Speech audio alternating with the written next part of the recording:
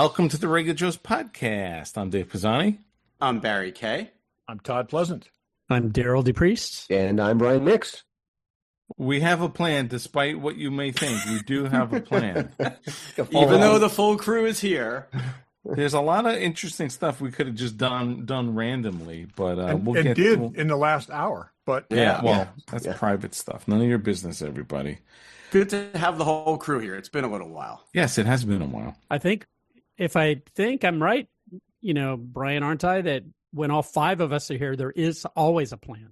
Sure, always, yes. No. Sometimes we'll say, hey, there's get the other guys on because we don't have a plan tonight. But there's always good stuff to talk about. Anyway, we are going to talk about some movies with significant anniversaries. Those being the 40th anniversary of Back to the Future and the 50th anniversary of Jaws. So we'll get into that. But let's go some random. Todd, what do you got? Okay. First thing, we talked a couple weeks ago about upcoming shows. And I had said that the second season of Terminal List was coming in August, and it is not. The second season of Terminal List is still under production. It is the spin-off Dark Wolf, Black Wolf that's coming August 27th. And there's a trailer for that out now, but two sources that I found had listed that as Terminal List Season 2, so I was wrong. Second thing, there is a trailer out for Project Hail Mary, which will come out on March 20th, 2026. Too far away, and man, there's a lot in this trailer. Did you guys see it? I did. Yes. I expected a lot of that was going to be held back. I think there's really only one significant aspect to the story that you're not getting in here. Yeah. And which we're not going to say, but he kills the president. But I didn't think if you haven't read the book, too bad.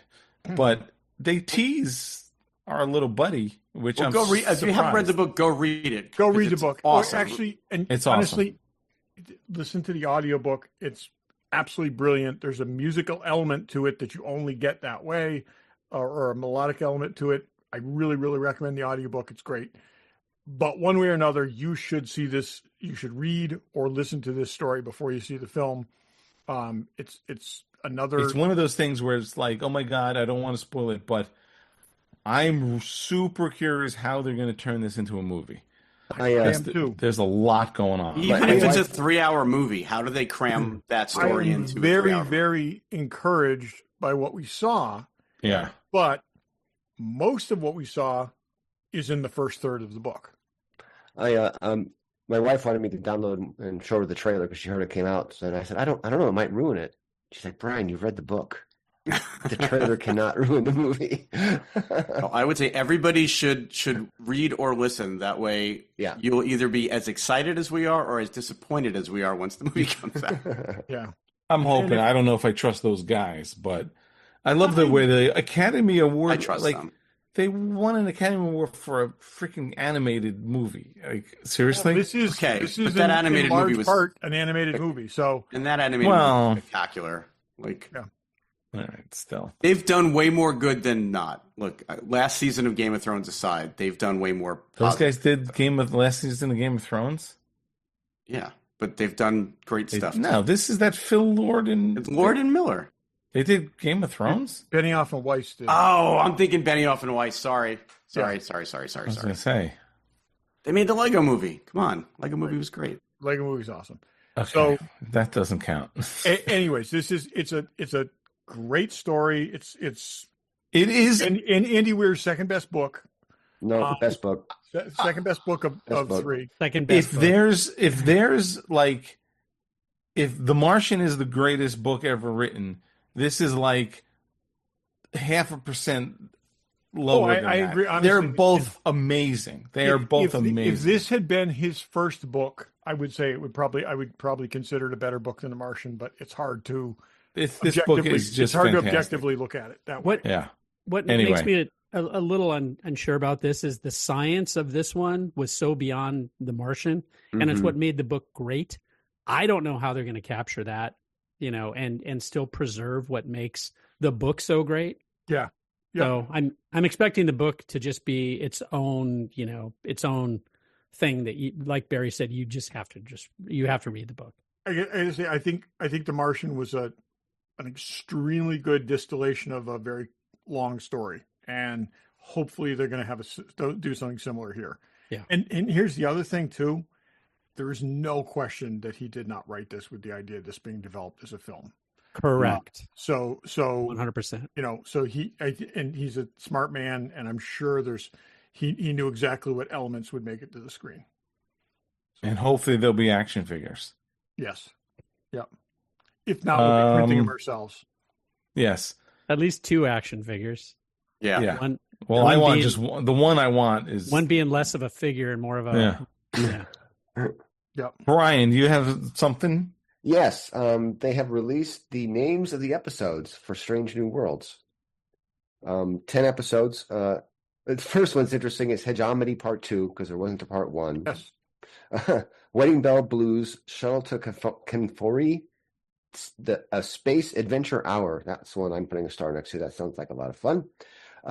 Through the Lens of Time, The Sailot Who Ate Its Tail, What is Starfleet, 4.5 Vulcans, Terrarium, and New Life and New Civilizations.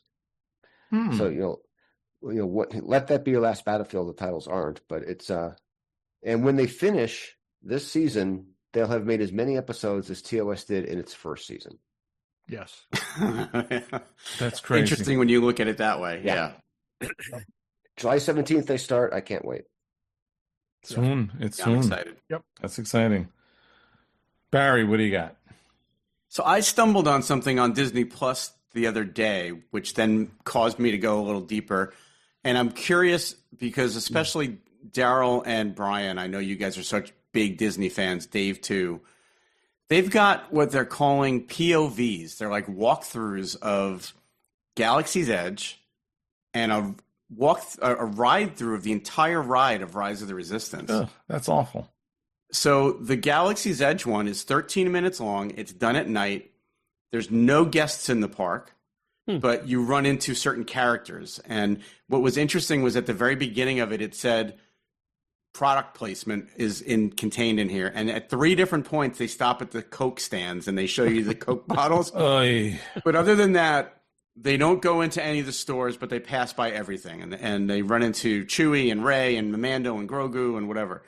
The other one is the 14-minute through the entire queue and the entire ride of Rise of the Resistance with no other passengers or no other riders, but the full cast of characters that you go through. I thought it was interesting. I would say if you've never been there and if you've never been on the rides, don't watch these. Don't. But I did find it interesting to watch, having been there a couple times now and having ridden the rides. What I was surprised to find is on July 17th, they're adding like a bunch more of these. They're going to have full rides of Pirates of the Caribbean, the Indiana Jones Adventure. What are they doing this for? Radiator Springs, Haunted Mansion, all this stuff. Jungle Cruise, Big Thunder Mountain. So I'm just curious what you got. Like, I don't know how I feel about it. I could see this after they change things. I could see this as a way of preserving the previous, the original incarnation or something. Documenting.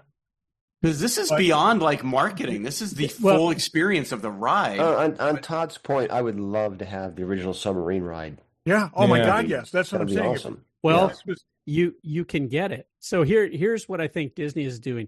Disney follows trends. This is not new. They've done this for decades. They're not leaders in a lot of things, but they do follow. And people have had full ride throughs out there on YouTube for a long time. But unauthorized. They've gotten a lot of views, but I don't know if it's unauthorized, Barry, because it's their ride that they paid for. I don't know. I don't know if I don't know. No, it's not. It's not sanctioned by Disney. Not approved. If Disney doesn't shut them down on YouTube, then I don't know what it's. But Disney likes to control every aspect of everything, and they didn't shoot those. They didn't edit them. Right? It's not their product. People are doing it, so they're doing it themselves. I get that. You're making my point for me, Barry.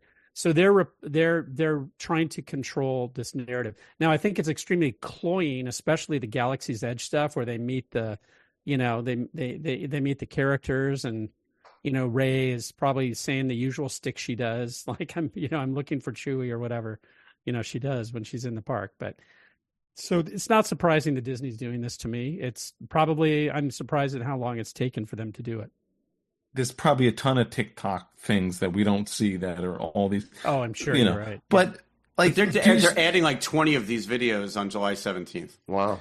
I was so thrilled to do Rise of the Resistance, not having known anything about it. Mm-hmm. That first big giant surprise was just awesome. So I don't agree, ruin it. and that's why I say if I had never been on it, I wouldn't want to watch it. But having been on that ride like 4 times now, and then watching the video, it was actually kind of cool to see it without anybody standing in front of you, and to really see. How many years on are we from when it was?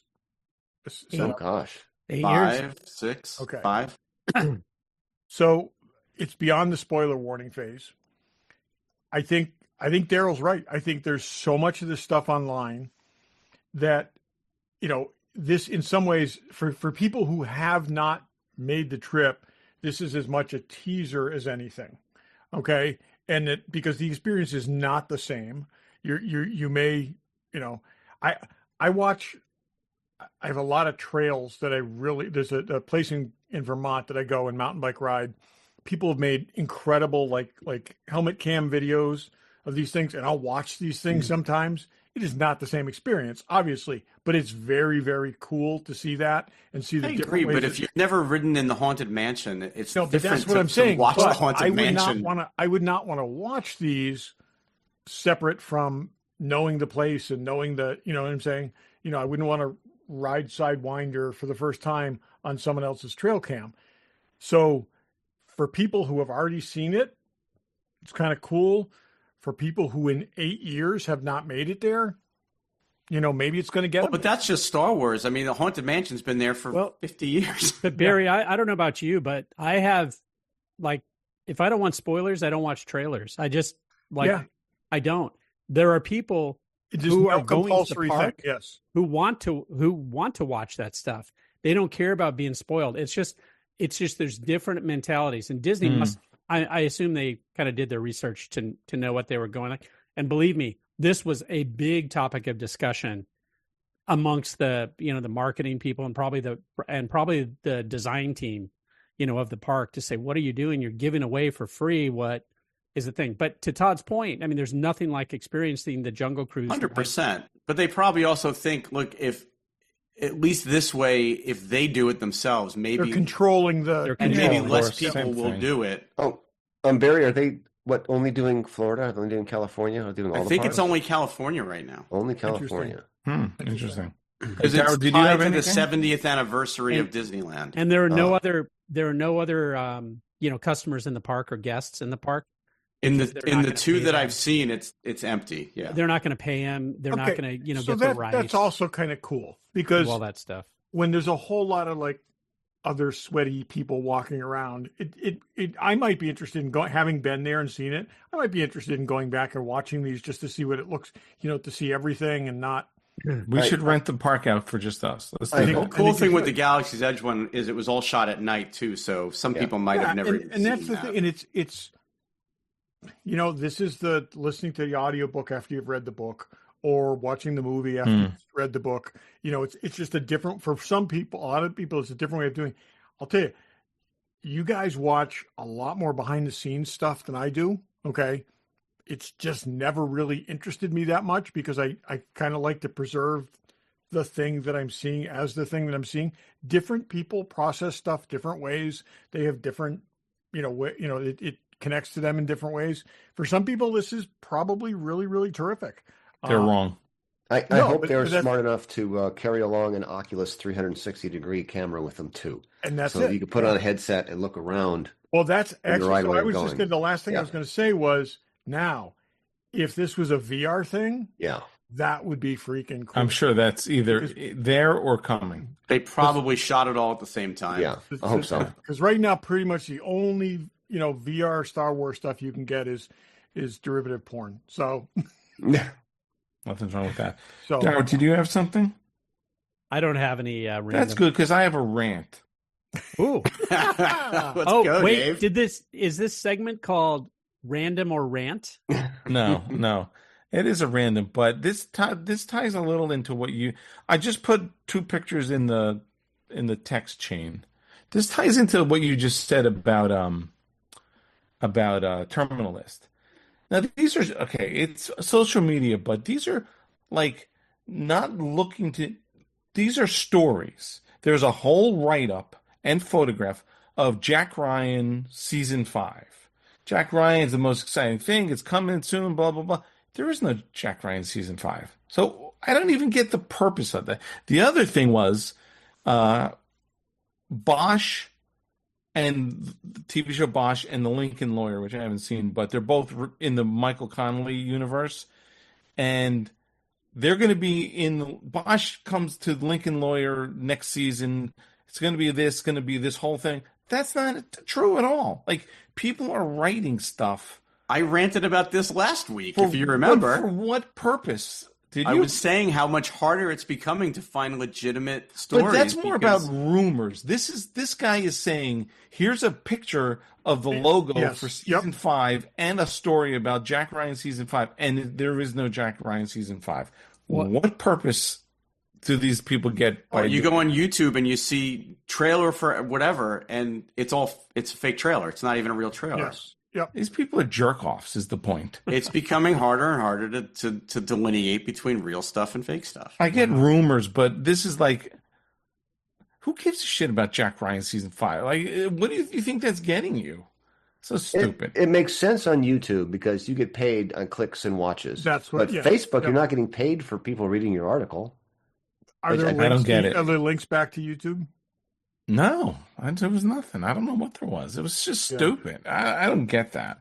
And I was like, as soon as and then you read the comments, they're like, you're an idiot. There's no season 5. What do there's all that.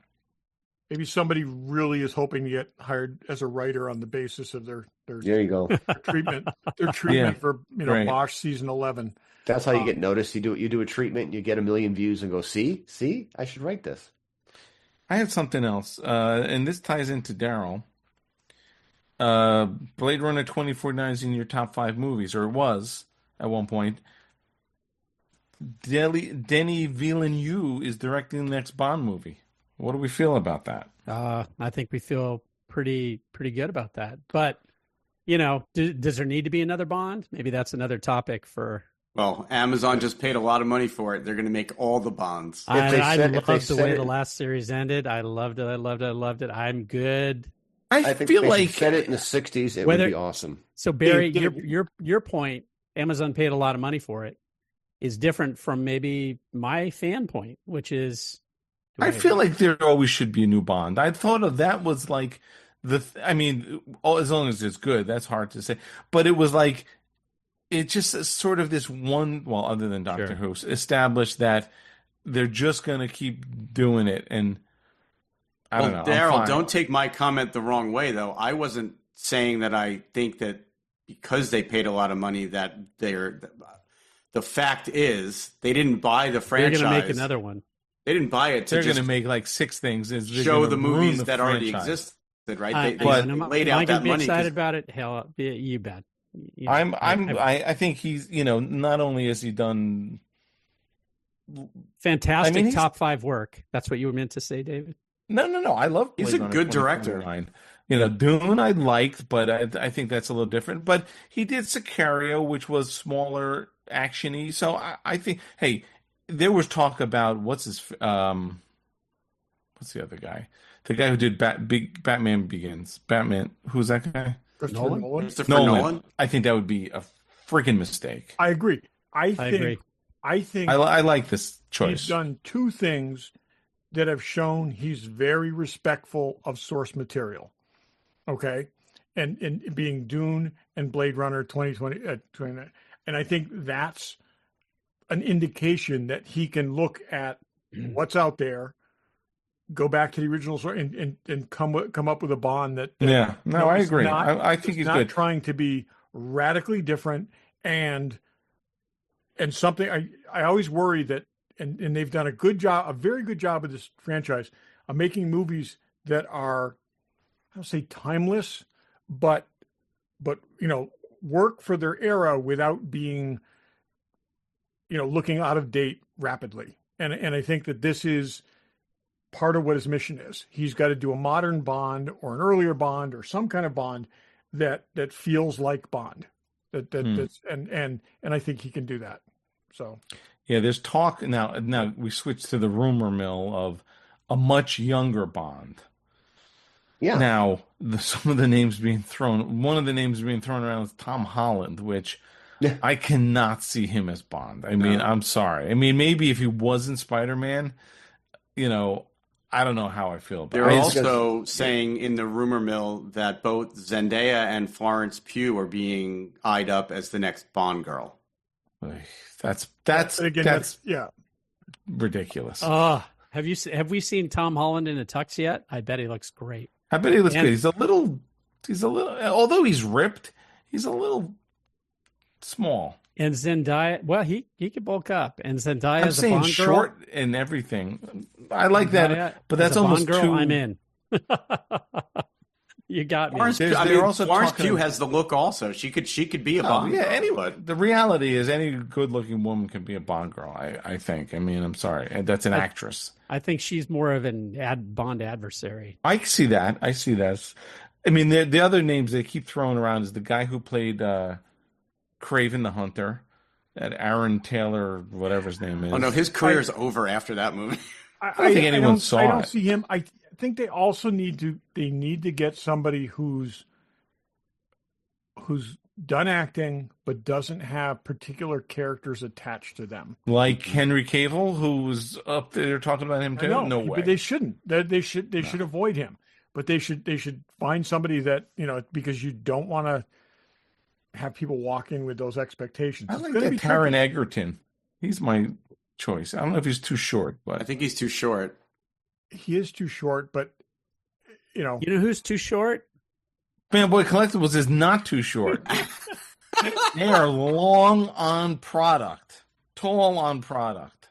Thank you, Derryl. Lots of stuff up for pre-order. Hot Toys Batman Nightfall, like an animated type figure. That's for you, Todd. That is the not an animated type figure. That is the Batman who replaced Batman when Bane broke his back in the comics. So that is a kind of oh really? I read those. I don't remember flashback to the 90s era, and it was for them to do comic accurate Batman figures. That's a really interesting choice to start there. I will see what else they do, but it's probably the most controversial Batman. So cool. Okay, there's a ton. There are people that will like that. Fantastic Four pops, if that's your thing. Lots of Iron Studios stuff up for pre-order. The Punisher, Spider-Man, Ahsoka. Some word Iron Maiden's 50th anniversary statue. I was getting to Eddie. Alien. There's an Alien Big Chap one. X06 or EX06, depending on what part of the country you're from. Worf from Picard. There is anything you need. Hasbro, Sideshow, Hono Toys, Soso Toys. What did you say, Derryl? Kotobukiya. And Kotobukaya. All the Kodos. Check those guys out, fanboycollectibles.com. Check them out at their store in Newtown, Connecticut, and tell them the Regular Joe sent you. Okay. That Ahsoka statue, by the way, looks awesome. It does look really awesome. Yeah. Lots of cool stuff. All right. But I was going to say, who's a short actor, but it doesn't seem to have diminished his screen potential, is Tom Cruise. So, I think you can... Because they have him stand on Apple boxes when there's not showing his feet. So what does that have to do with anything? Is he gonna? We were talking about Bond. We were talking about Bond actors. That's true. You're true. You eliminated two actors, and I think in the panoply of Bond there have been short actors. I don't know how tall Daniel Craig is, but I don't think he's particularly tall. But is he? Interesting. I think he's probably 6 feet. Tom Cruise did play a 6'5" character. He Jack did Reacher. unconvincingly. He So played Bosch. Yeah, unconvincing. Okay, so since we went back to the Bond thing, how old does Bond have to be? How old should Bond be? And I think he could be any age. that's what I'm saying. Do you get a more experienced Bond?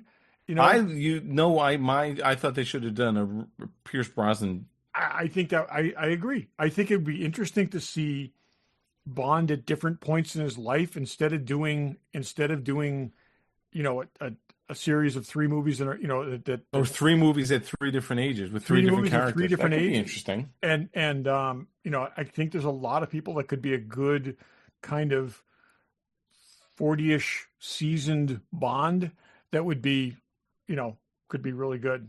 I mean, Well, 40s is what we see. It'd be interesting to see a 7. It's almost should be like the Indiana Jones Chronicles. We see Bond at like 80 with missing an eye. Then we see like 10-year-old Bond, and then we see like 18-year-old Bond. it should be Bond pulled out of the Navy and given his and basically That would be trained. interesting. They really have never done that. We haven't seen that taken Well, taken to the farm. Daniel and Craig trained. was sort of just got his 00. They kind of did that, but I'm saying Who knows how long that takes? Could take 10 years. And it should, probably. But the thing is, between the novels and the movies, whatever, we have never seen his first mission. We have never seen, you know, the job that he was first sent out on and how well or how badly that went. And that's really interesting. Right. So, all right, I've got a height update on our James Bonds. George Lazenby and Timothy Dalton were both 6'2". Sean Connery was 6'1.5". Roger Moore and Pierce Brosnan were 6'1". And as this website says, and little Danny Craig is just 5'10". That's right. It then goes on to say Nelson was a touch under 6 foot, Niven was 6 foot, so coincidentally the 2 least popular Bonds were the tallest. Those don't There you count. go. Those 2 don't those count. do definitely not count. Little Danny Craig. Little Danny Craig. The dude's ripped, though. So, anyway, all right. I wish I was 5'10". I'm sorry. So I'm not... It's all good. You could be the next Bond. I Maybe. probably could. I'm the same. Well, So I'm the same height as Tom Cruise. Anyways, so. my 40-something, All right, Derry. Bond, my 40-something Bond would be Tom Hardy. Tom Hardy is the fact that the same guy is Bane. That's the guy in that. I know new that. I'm just movie is saying he's crazy. a chameleon, but he's also he would be Forehead's a way too really wrinkly. good seasoned Bond who's, you know, a man who's you know, somewhat outlived his usefulness and, you know, is still determined to do things the old way and tough as hell. I would imagine, knowing the movie industry he the is way that we 5'9". do, they are going to want somebody younger so that they can build a 10-year franchise around them and not go with somebody who's an aged Bond. Yeah, he's At already least not to 47. start. Yeah. And also Bond, if you go back to the novels, okay, is not supposed to be a super handsome guy. Okay, he's supposed to They're be not. That's not happening on. That's not how. No, I know. on I'm just Amazon's saying, he's dime, not, but that's he's not not happening. supposed to look like he's not supposed to be like a movie star looking guy.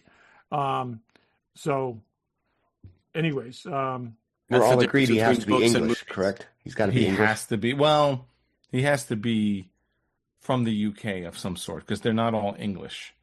That's true. One's Scottish, one's Welsh, I think. Yeah. so, hey, anyone ever see From Russia with Love? Yeah. Of course. What's the bad guy's name? What's the it's actor. Robert Shaw. Robert Shaw. Good segue. Move on. Let's go. There we go. Yep. So in 1975, Good I'm going to one. give a couple of stats. They claim, well, I guess it's a fact. Jaws was the first blockbuster, It was. and I did some data searching to find out what do you actually mean by that. I mean, I think, sort of anecdotally, it's something that just captured everyone's attention for, a short period of time or a longer period of time. So the summer of 75, I didn't even see Jaws in 1975, but the summer of everybody talked about Jaws. It took over the summer. And I also think the deaths of hundreds of millions of sharks is because of this movie. And Steven Spielberg believes that as well. Yeah, I mean, I just watched this documentary on this girl who's the shark whisperer. I won't get into that in a long way, but she's trying to save sharks because they have such a bad rap. There's 100 million sharks killed every year, and I'm sure Jaws has something to do with it. Anyway, 100 million killed every year? Yeah. That's a huge number. You got to understand there's also like the Asian shark fin soup and all that crap. That's where a lot of these are not like they're not great whites. No. They're not hunting great whites. There's a ton of reasons people are killing sharks. Anyway, so something that really collectively captured everyone's attention, and that was certainly one of it. Now, that movie in 1975, box office was $133 million, and I'm trying to what does that mean? So I did a little digging. The next most popular movie in 1975 was One Flew Over the Cuckoo's Nest that booked, or whatever, however you want to say it, $60 million. Yeah. So now going back, I'm like, oh, so what was it box office like? The Towering Inferno the year before was the number one movie, $50 million. The Godfather in 72 did $86 million. Rocky in 76 was the number one movie with only $56 million. So that was a significant achievement box office wise. Yeah. It was also a $7 million movie. I mean,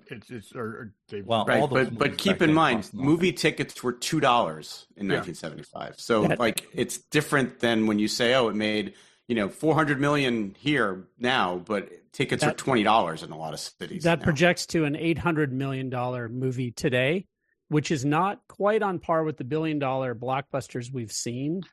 That are significantly really hard more to get. Screens though. But that's huge. Way more screens. This was pre-multiplex. Yeah. Okay. And with Todd's, it's $7 million movie. I mean, yeah, a movie that does $800 million costs $200 million plus $200 million in marketing. Yeah. So it was. And just while we're talking stats, so it was also Jaws was nominated for 4 Academy Awards: Best Picture, Best Original Score, Best Film Editing, and Best Sound. And it won Original Score, Film Editing, and Sound, but didn't win Best Picture. I don't know how it didn't win Best Cinematography. That was a pain in the ass to film. How it didn't win that.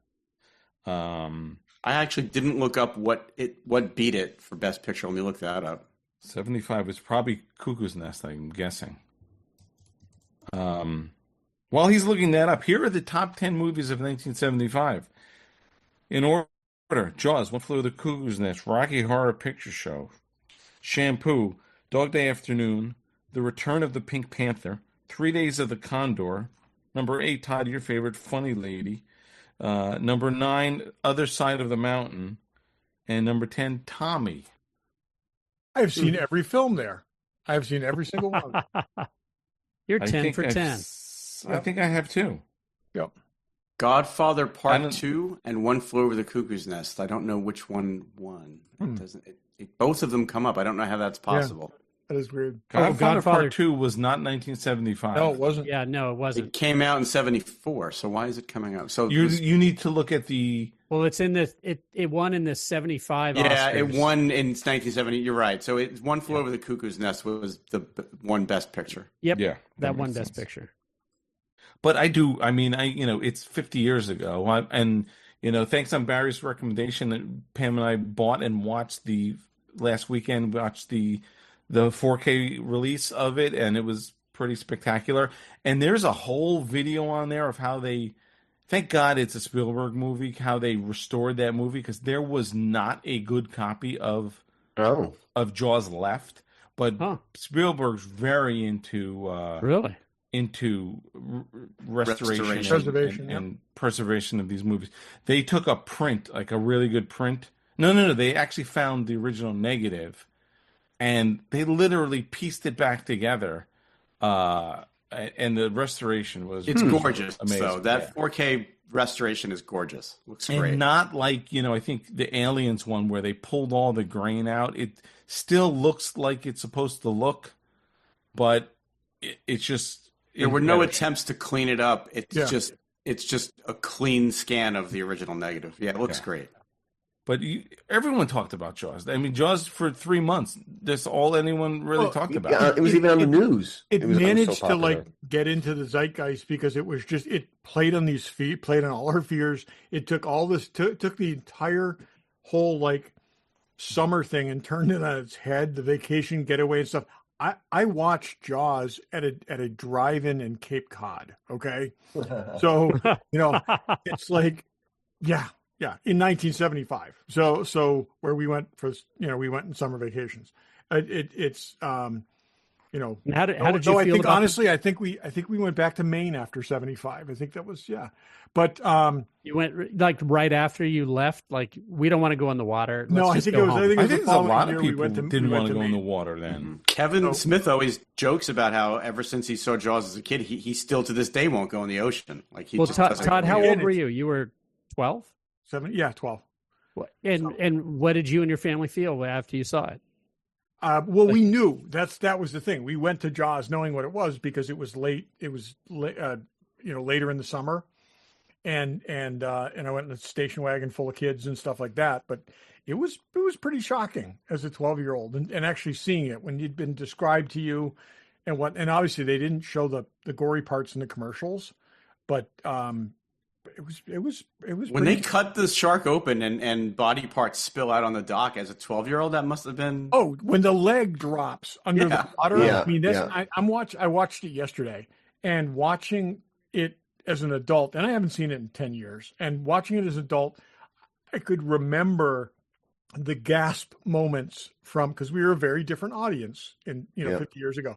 But like when the guy's leg gets severed and you see the leg drop under the water, everyone going, ah, and it is a brilliant film. I gotta say, when Hooper's under the water and he looks into the boat and he sees the guy's eye, the head looking back, yeah. And just the way, I mean, Spielberg obviously is was not happy with the technology of the shark, and he many times has said that that's the one thing that it was complicated, it was uncooperative, and that when he looks at it he cringes, but it almost made it a better movie because see John so Williams little saved of that the movie. shark. The music saves that movie. It really does. Yeah. And I got to say, it's like I watched that today, and I'm sitting on the in that station wagon with my brothers and sisters, and it's like seeing it for the first time. It's very intense. I will also say that movie, if you watch it, those characters are brilliant. They are so well drawn. Well, that's what I was just going to say too. I mean, the music saves it, but there's great dialogue in that. It's great, and who each one of those people are, and no one is straining to get out of their character, and no one is. I mean, it's like right. Every action by every person in that is believable, and Quint is quintessentially Quint.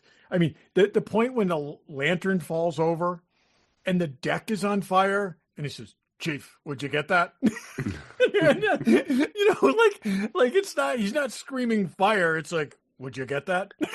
And the Indianapolis speech is one of the best monologues in movie history. Yeah. So you think the iconic things from this movie is the shark, comparing the scars, the time, the bonding times between them. Some brilliant people later on stole that idea. That's for right. The very first regular Joes. That's right. It was comparing wounds. You should post that online, Dave. For the very first put that Joes, on Instagram. Anything. But we'll it was put that up. But the Indianapolis story. I mean, I read a book called The Terrible Hours, which were about the Indianapolis, and it was it was brutal.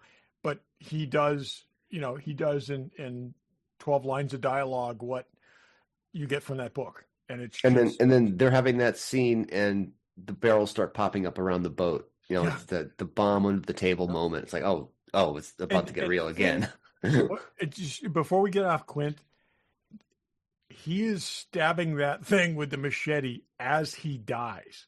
He knows he's dying. Okay, this thing is gnawing him in half, and he's continuing to stab this thing with the machete. It's just like Yeah. Well, and if you've ever seen Robert Shaw in any other movie, like he disappears into Quint. Like, Yeah. it's not the same. It's not like there are some actors that are the same in every movie. He's not. Again, that's why I said you look James at him Bond, in Russia with Love. And I mean, it's like the Sting, Deep. all these other things, but it's a brilliant characterization. It's you know, the when you get the Brody, the vulnerability in him versus the wanting to do the right thing, and it's like, again, it's. And let's not forget, if anyone does not know, it was like a major best-selling book before it was a Peter movie. Benchley's book was and it very closely follows the book. It's but I would say when you think about this, is after Sugarland Express, this is Spielberg's second film. Everything he did before that was TV. Yeah, it's really, and this is, you think of the technical, you watch this and you think of the technical accomplishment of shooting this thing on the water, off the coast of Cape Cod, off the coast of Florida, on the water. Just in the sand is bad enough. Yeah, just in the sand. But I mean, all these things that were in the water, and you're factoring to roll the waves around the shots that you're filming, and you've got people you've got film crew that are getting sick. Okay. And they were over budgeted and way over time, but and he thought he'd never work again. I mean, but to come up with something so brilliant with all of that, and I did when I watched it last week. I'm like, what's the sense of the shark? You know how stuff just doesn't hold up. Yeah, I didn't get that at all from that shark. They used it sparingly, and you really didn't get like that's a fake looking shark. You really didn't get that at all. There's, I mean, for the most part, I agree with you. I think there's one or two sequences where it doesn't look as real as it could, but for 1975, it's pretty spectacular. What he did well was in those scenes, Barry, for the most part, there were people also in those scenes. Yeah. And you're focusing on the terror and the pain and the reaction of those people. So it's only in second and third viewings that you're actually looking at the shark and saying, that looks a little rubbery. Oh my God. Roy Scheider's reaction when he's chumming and the shark just comes up. Oh God. That's so like the best thing. Yeah. One of the best moments of that movie. So great. So great. We're going to need a bigger boat. Yeah. Dave, I was thinking if they'd shot that movie 10 years earlier, it had been shot at Universal on a stage in a pond with a rear screen projection.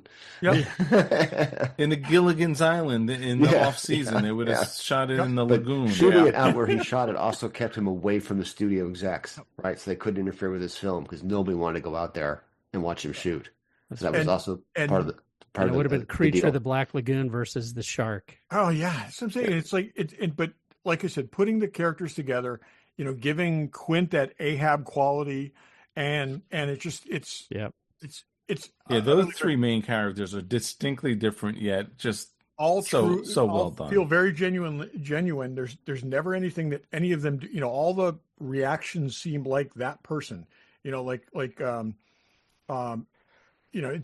all the mistakes they make, the whatever, or the ways the individual ways that they're driven, all feel genuine. And it's a big shark swallow you whole. Yeah, big shark. Swallow a hole. Yeah, so understated. Cage goes in the water. Man goes in the cage. Shark is in. Shark is in the water. Our shark. Yep. It's great.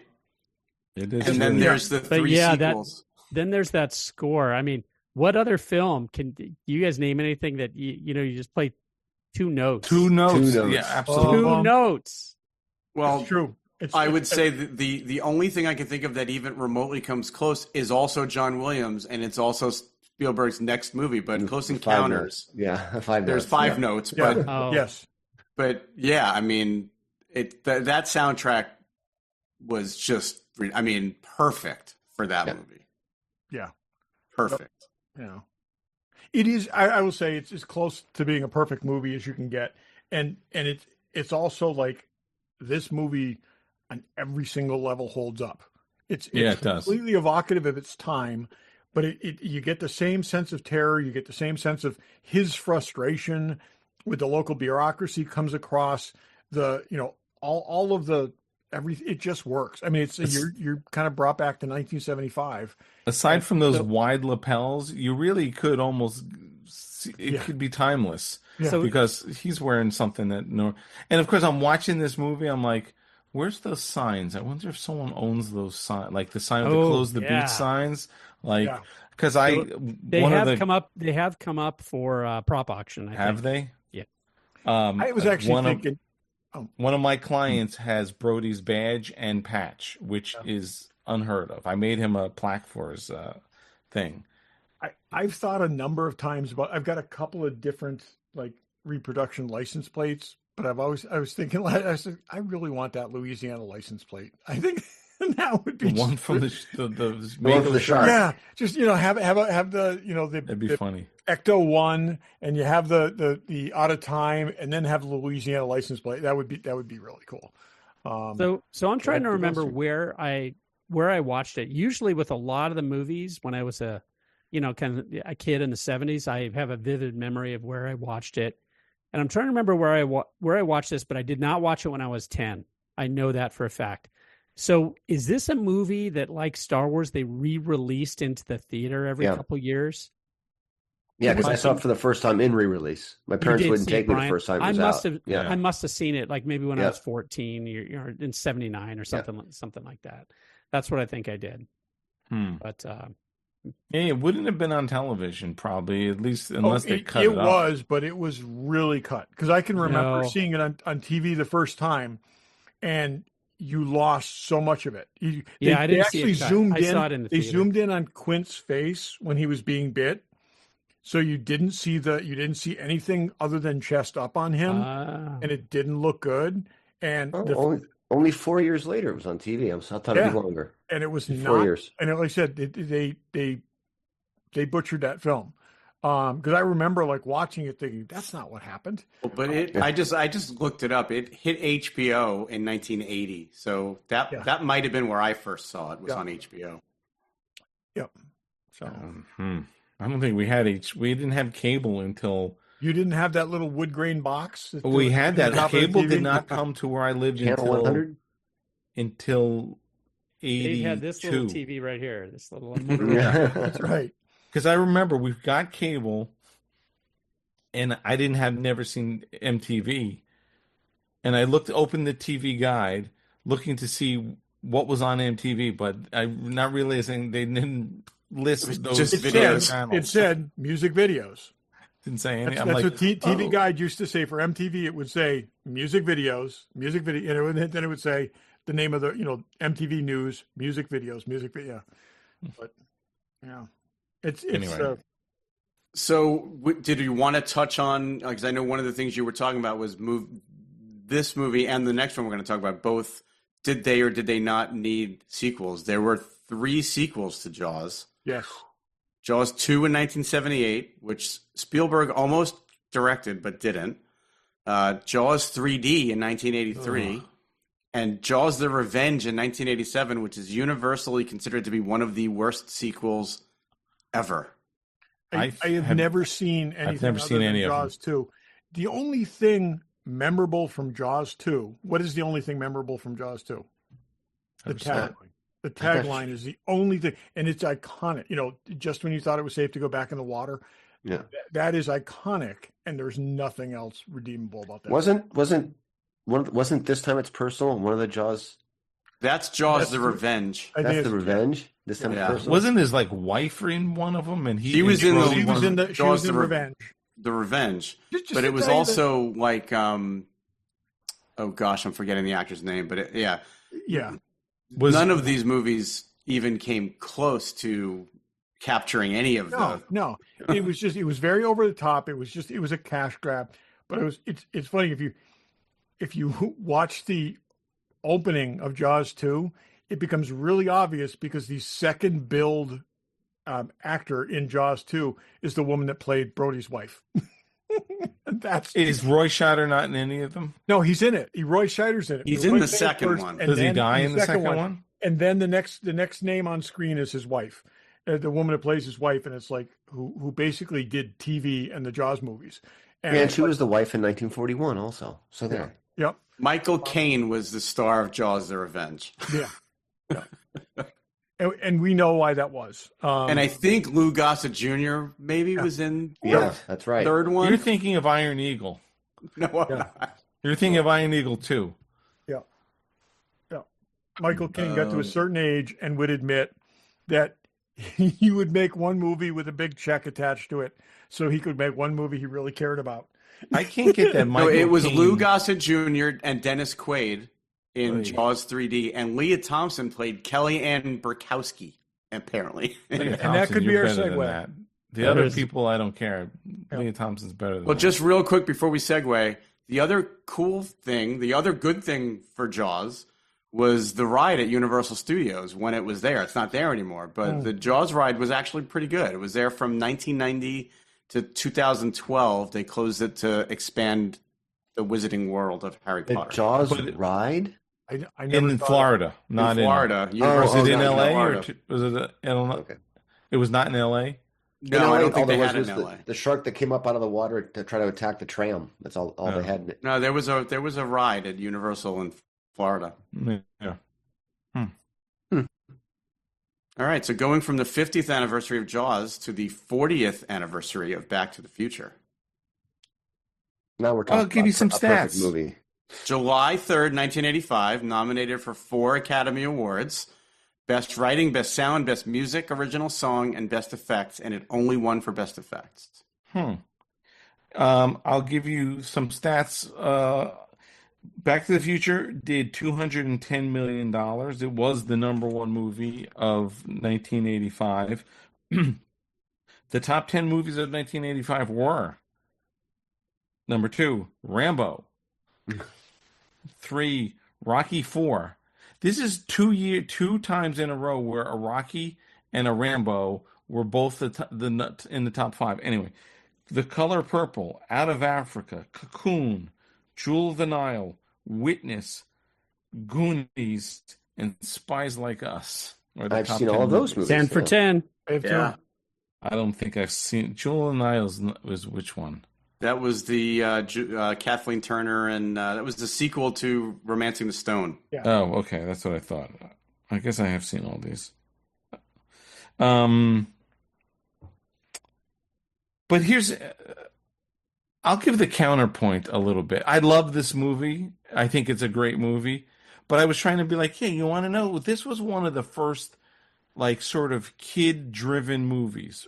And it's not. E.T. was. And then I was like, was this one of the first sort of sci-fi fantasy comedy movies?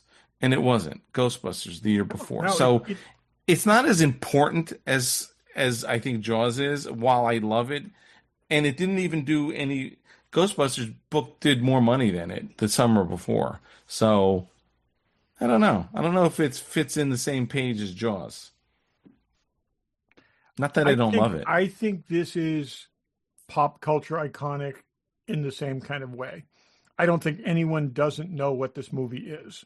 And you can come at that from a bunch of different perspectives, but it has become like just part of our, part of the lexicon of pop. But in its summer, just like Jaws, it was the movie to see that summer. Like if you were under the age of probably 30 or 40, this is what you went to see Back to the Future at least once. That's and hanging out at car shows where there's DeLoreans.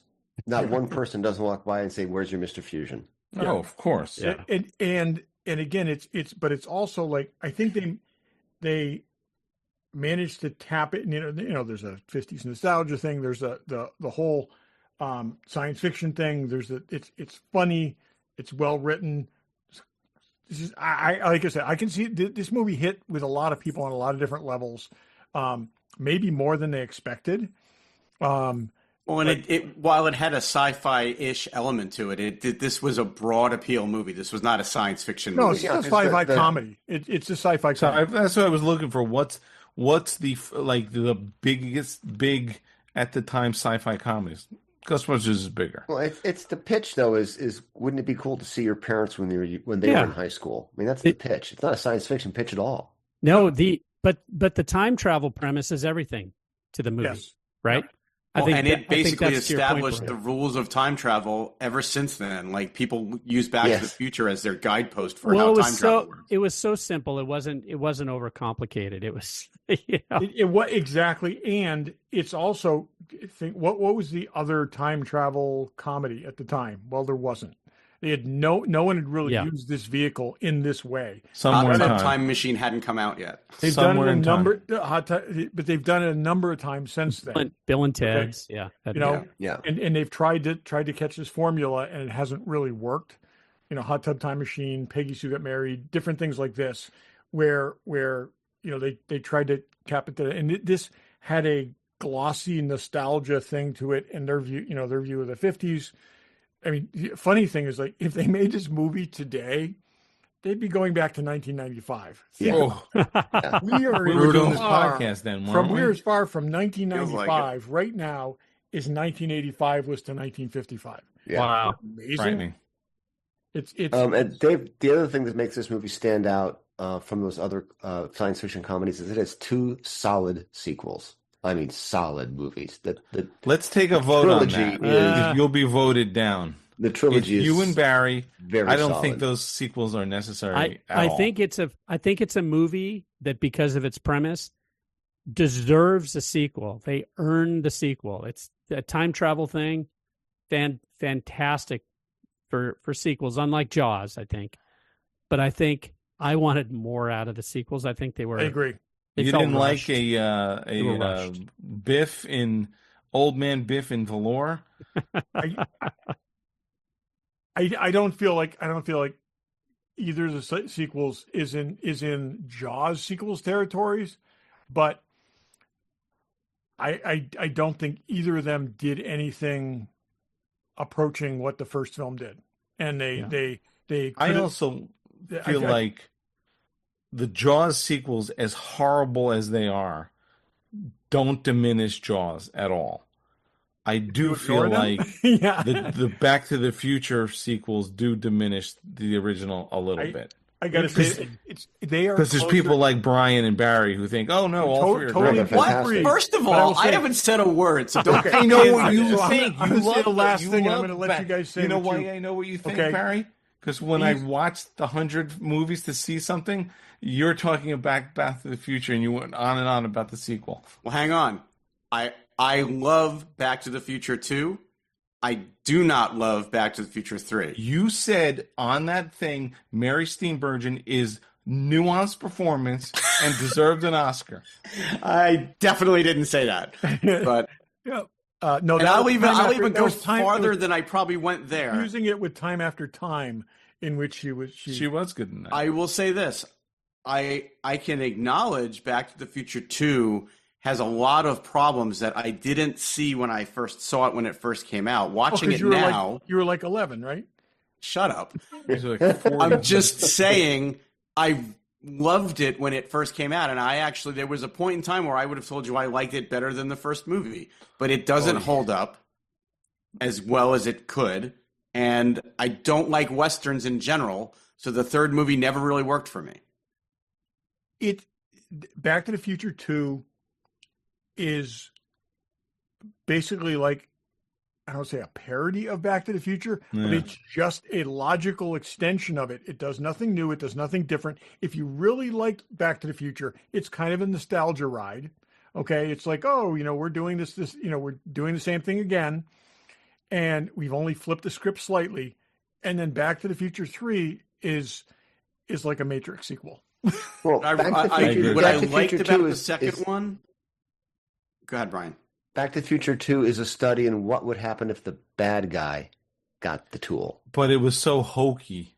Yeah, it was silly. But at the time it came out, it some of that, while it was all silly, at least did seem futuristic. The challenge I have with it now is when you watch it, it doesn't feel futuristic at all because that is the problem with the future. Is the future never holds up because people fail to imagine things like cell phones. I think you take out hoverboards and lace up sneakers, and there's nothing left to that movie. It's fun. It's a fun movie. I'm curious. Daryl's been surprisingly quiet. Yes. What do you think? Oh, well, I think I said it before. It's a franchise that deserves sequels, but I don't think it deserved the sequels it got. Right? I'm like, I love the original film. I just, I don't think the subsequent ones were. Okay, let's Right. let's compare it to sequels of time. How does it compare to Ghostbusters 2 and Ghostbusters 3? I would say the Back to the Future movies are was no much better Ghostbusters 3. than 2 and 3. I think it's on par with Ghostbusters 2. I think so too. Yeah. I think it's a cash grab. I don't think. I think it's like. What do you think is Ghostbusters 3? The one with all the women? It is. It is. I would have 2 was so bad they didn't make a 3. That's kind of my point. Right. Yes. No. But I'm saying it's beneath the Planet of the Apes. We did it once. No, Beneath the Planet of the Apes is better than both of those. No. But what I'm saying is, it's like we got the tools. No. Let's try it again and see what we can do. We're going to spend less money this time, and though.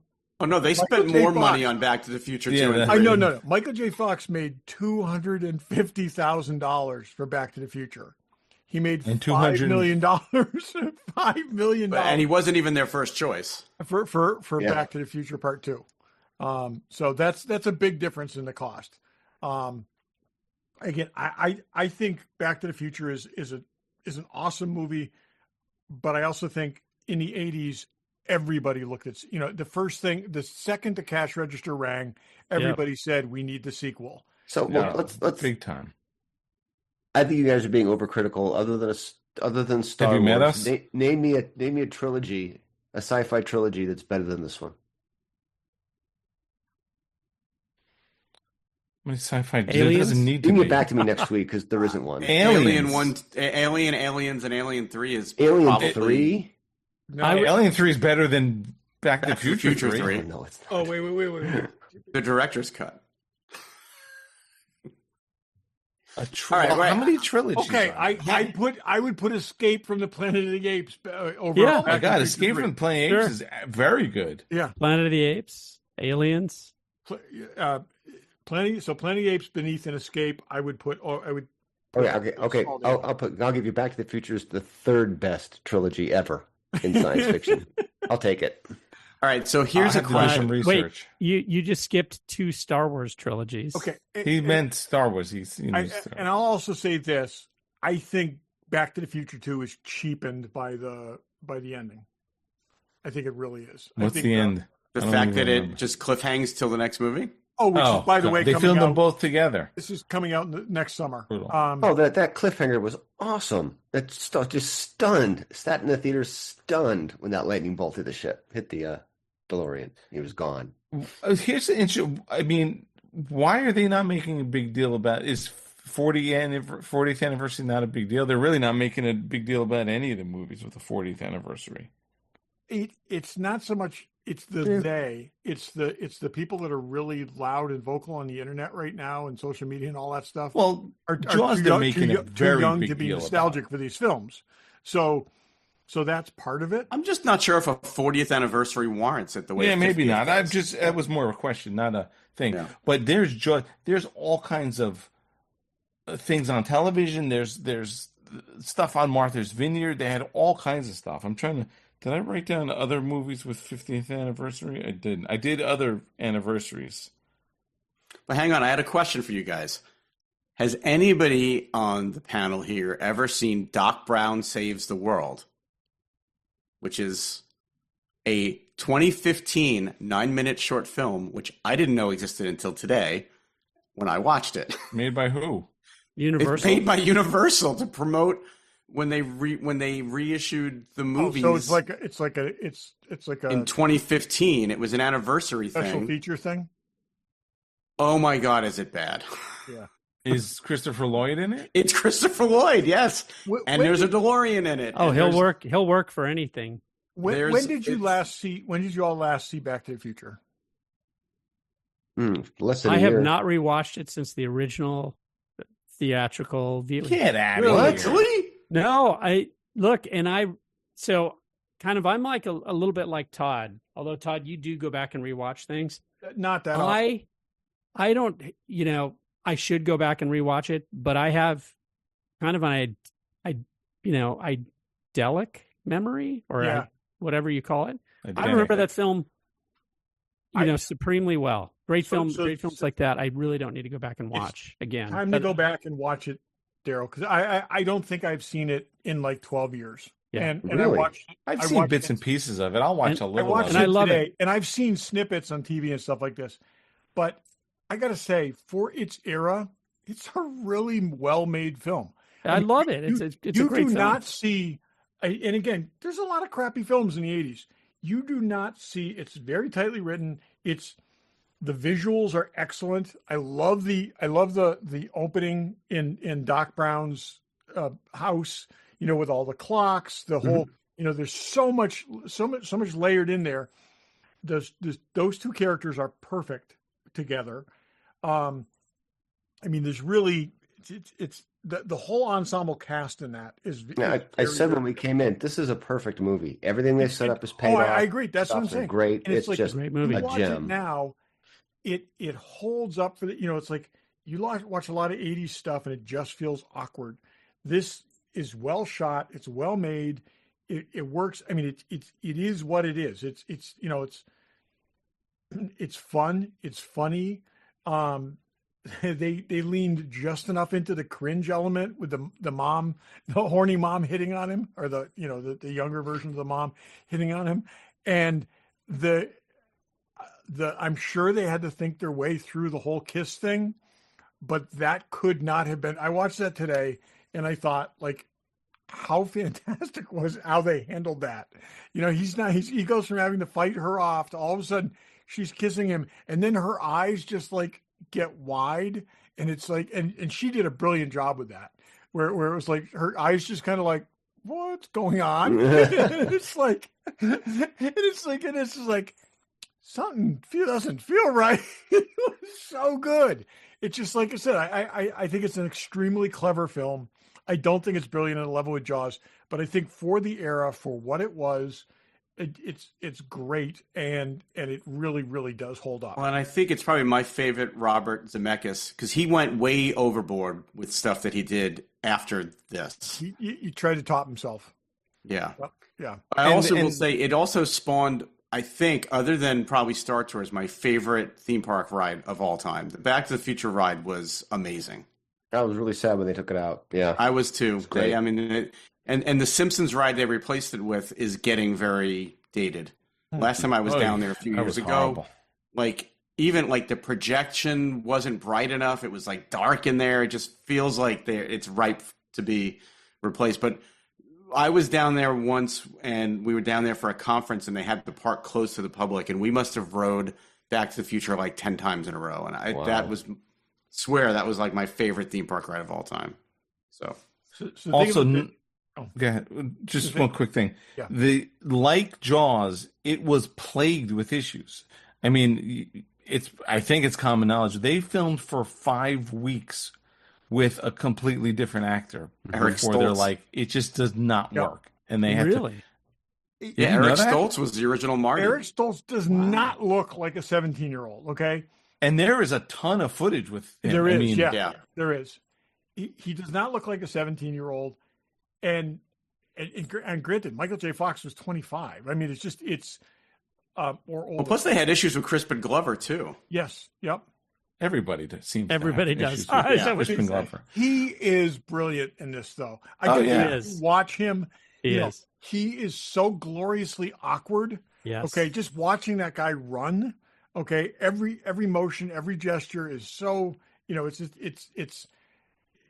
You're in Marty's position, watching that guy saying, "Oh my God, I can't believe this is my father." Darth Vader came to my bed last night and told me if I don't ask out Lorraine, he's going to melt my brain. It's like, Well, let's not forget the uncredited Eddie Van Halen guitar. Yes. stuff in there. Darth Edward Vader Van from the Halen. planet Vulcan. Yeah.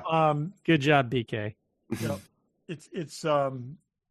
Yeah, no, I like I said, I think it's terrific. It's a completely different thing. And also there's no precedent for it either. It's not nobody made that sort of thing, but it's like Ghostbusters in that way. Okay. You have to go back to like Abbott and Costello to find something similar to Ghostbusters. And it's nothing exactly similar, but it was the same. And using a DeLorean was just an inspired choice when you really think about it. I was going to say this before, Barry. So if they made this today, Tom Holland would be playing the kid in high school. That'd be great. And he'd be driving, and it'd be a Cybertruck. It would be a Cybertruck. Yeah. So, yeah. Tom Holland, I wouldn't drive a Cybertruck, I bet. Yeah, well, they'd get a stunt person. If they paid him whichever enough. company paid them the most money for the product placement, probably BMW or Mercedes.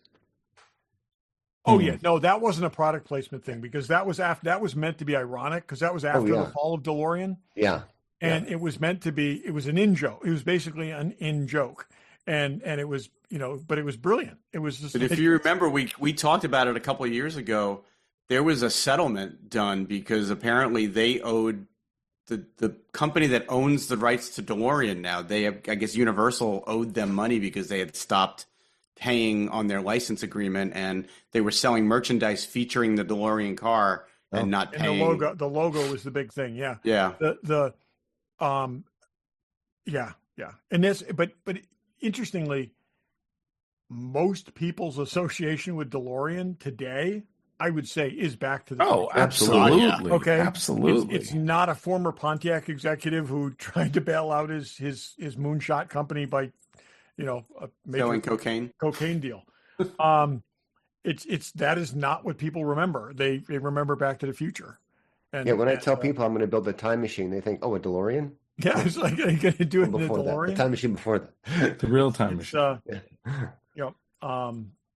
Again, like I said, I think it's terrific. I'm glad I rewatched it. Derryl, you should. It's it's one of those films where it got to be a while and I felt like I might be diminishing it by rewatching it, but I thoroughly enjoyed it. No, it holds up. That's good. That's good to know that it holds up. Yeah. I watch all three about once a year.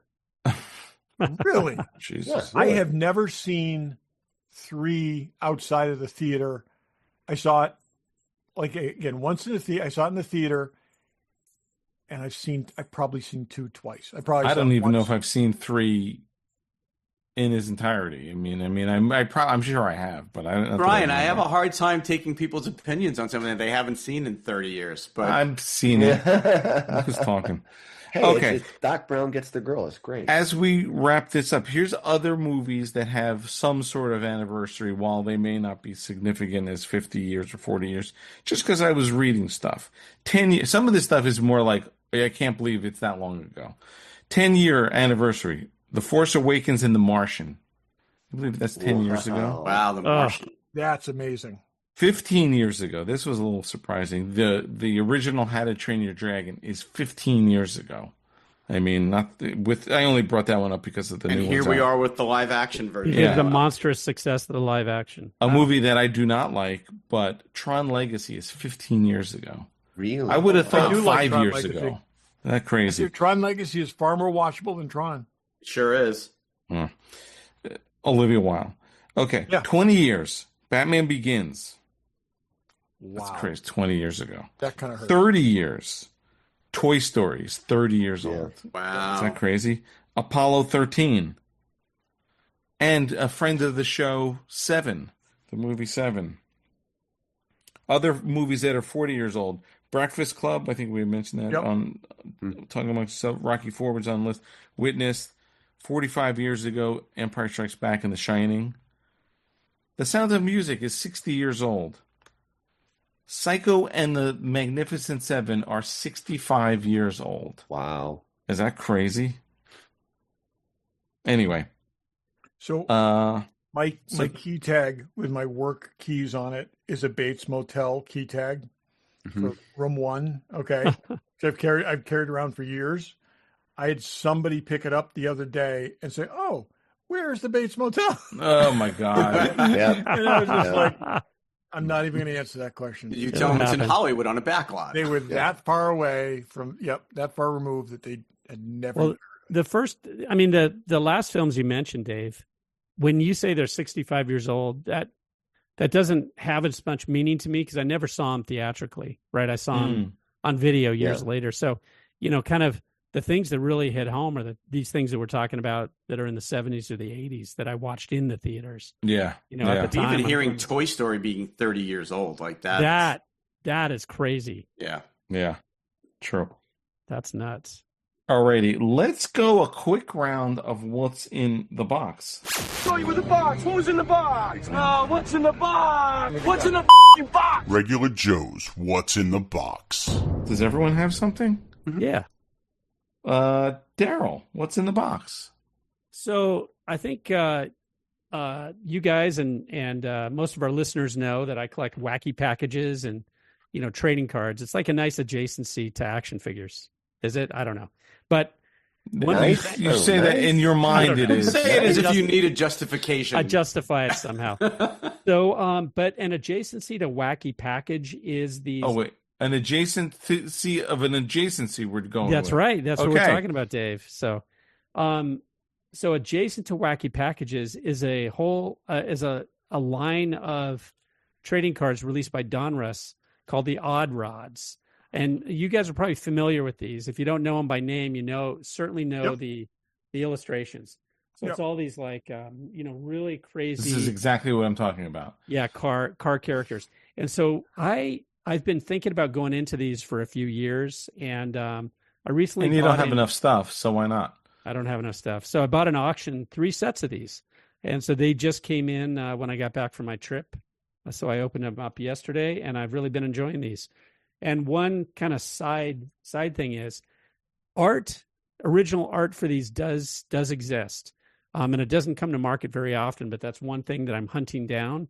And hopefully I'll be able to land a couple of pieces of art from one of these sets before too long. So the past, I think, year has all been about art acquisitions for me. And I hope I'll have news on a really big art acquisition for my collection in less than 2 months. More teasing. Nice. Interesting. There will not be the Odd Rods, but it'll be something related to G.I. Joe. So I'll share with you guys. So Interesting. Cool. Can't wait for that. Interesting. Yep. So that's my what's in the box. So it's Odd Rods that leads to art. Brian, what do you got? Mine is what's on the box. Like I told you guys I was going to do this, and I got it done. Nice. He's holding up an original AMT Star Trek model box, right? That's the box. The cover box. Yeah, the cover. Autographed by William Shatner and Captain Kirk. Got them both done at the same It's time. funny he didn't have them Captain next to Kirk. each other. Yeah. No, I had him do it up and down. Oh, that's cool. That's So awesome. you had to pay twice for that signature. No, I only paid once. Really? Yeah. Is that's the actual box itself, or Oh yeah, it's the actual back. It's in really good Look shape. at that. Yeah. That is- That's Yeah, cool. I got. This is not mine. Mine's a disaster. But I bought this one on eBay for like $15. Your Captain Kirk is very legible. The last time I got his autograph, he did sign Captain Kirk for me, but it's not quite as legible as that. Captain Kirk is more legible than the William Shatner. Yeah. William, Yeah. that's Yeah. been his Shatner And for the well, past it's couple this, of years. Okay, so Ticonderoga, let me tell you. I talked to the photographer. He shot 500 photos. Really? People standing next to Shatner on the bridge. And all 500 of those people, believe me, got in line to get their photos signed. Yeah. Wow. Oh, I was yes. lucky. I was probably the 20th person in the room when he was signing, but it was quite the assembly line. They had what he's going to write, and he would hold his hand out and they'd put the right pen in it. He'd sign it and hold his Nice. hand. It was bam, bam, bam, bam, bam. But yeah, I was very happy to get that. That's awesome. That's We a are, great- of course, great talking piece. about the original Star Trek set tour in Ticonderoga, New York. Not a sponsor, but a friend of the AKA show. Brian's second home.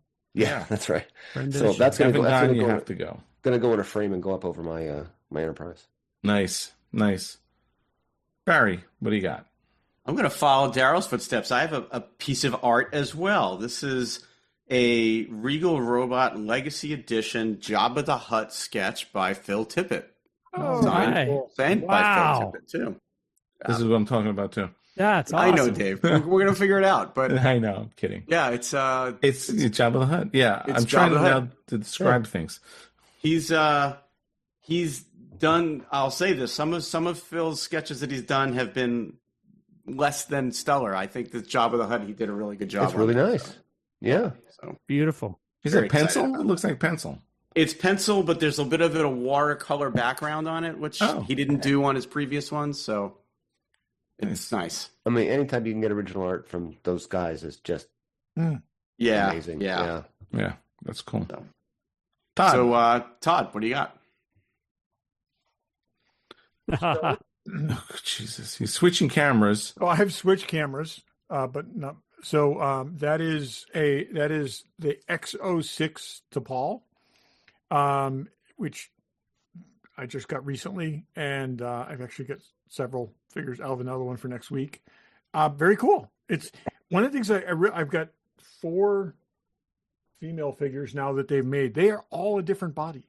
They are all proportioned differently, and are proportioned to the actress. So they're a different height. They're a different build. She's got more shoulders than the other 3 figures, and just really, really, really well done. And she's got the normal accessories. Got a belt that it took me 20 minutes to get it to stay on, but it's on there now. Very cool. I think these will be her, and Archer will be the 2 figures that I have from Enterprise. So, but yeah, not Mirror Universe Hoshi. We'll see. We'll see. That may be next. But yeah, it's well done, as are all their figures. Yeah, she's got a very unique look to her as the actress and the character, and they captured it really well. Yeah, they did capture it really well. I've got an interesting side story about that. I heard this weekend that forever, when you wanted to do a makeup on an actress or an actor, you would put plaster on their face and pull it off and make them old. Well, the digital scanning people over the last 5 or 6 years have gotten so good. They put the people in a room that spins them around, and they scan them, and they don't have to put the plaster anymore. Since the strike, no one will let them scan them because they're afraid they're going to take a digital image and AI generate it. So they're back in the plaster. Oh wow! What? The scanning is over, and they're back in plaster again. Yes. That's interesting. I don't blame them. Yeah.